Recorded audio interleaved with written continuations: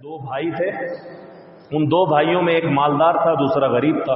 ان مالدار بھائیوں میں سے جو پیسے والا تھا اس کو غریب بھائی نے کہا کہ بھائی تو اللہ کا شکر ادا کیا کر۔ یہاں پر مفسرین فرماتے ہیں کہ یہ واقعہ فرضی مثال ہے یا حقیقی مثال، لیکن بہرحال اس کے اندر ہمارے لیے سبق واضح ہے۔ وہ یہ کہ مالدار بھائی سے غریب نے کہا کہ تو اللہ کے نام پہ خرچ کیا کر اور اللہ کا شکر ادا کیا کر۔ تو اس نے کہا کہ تم کون سی باتیں کر رہے ہو، کہاں کی کہانیاں کر رہے ہو، مر کے اٹھ جائیں گے اور اللہ کے لیے نکالا کرو اور یہ کیا کرو، یہ بھائی میرے خون پسینے کی کمائی ہے، میں تو کوئی شکر وکر نہیں کرتا اللہ کا۔ اس نے کہا کہ چلو شکر نہ کرو، کم از کم اتنا کہہ دیا کرو جب تم اپنی فیکٹری، اپنی دکان، اپنی، یہ سمجھانے کے لیے کہہ رہا ہوں، اپنی دکان، اپنی فیکٹری، اپنے باغات میں جاؤ تو کم از کم اتنا کہہ دیا کرو یہ اللہ کا فضل ہے، یہ اللہ کی مہربانی ہے۔ اس نے کہا میں یہ نہیں کہتا، اور میں تو یہ کہوں گا کہ اگر مرنے کے بعد جینے والی کہانی بھی ہوگی تو میں وہاں بھی مالدار بنوں گا۔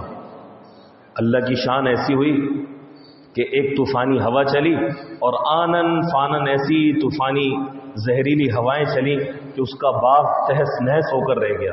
جب وہ صبح کے وقت اور ایک وقت میں اپنے باغ پر پہنچا، یقلب کفیہ، اپنے ہاتھوں کو مسلنے لگا کہ ہائے میرے باغ کی تو ایسی تیسی ہو گئی، میرے باغ کا تو بیڑا غرق ہو گیا۔ یہ ایک مثال اللہ رب العزت نے دے کر ہمیں بتایا کہ ہمیں اللہ رب العزت کی نعمتوں پر اللہ کا شکر ادا کرنا چاہیے، ایک بات۔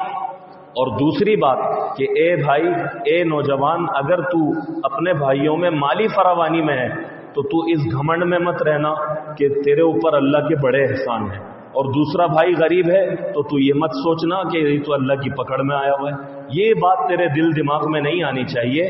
یہ بات کہ فراوانی اللہ کی رضا کی دلیل ہے، ایسا نہیں ہے۔ غربت اللہ کی پکڑ کی دلیل ہے، ایسا نہیں ہے۔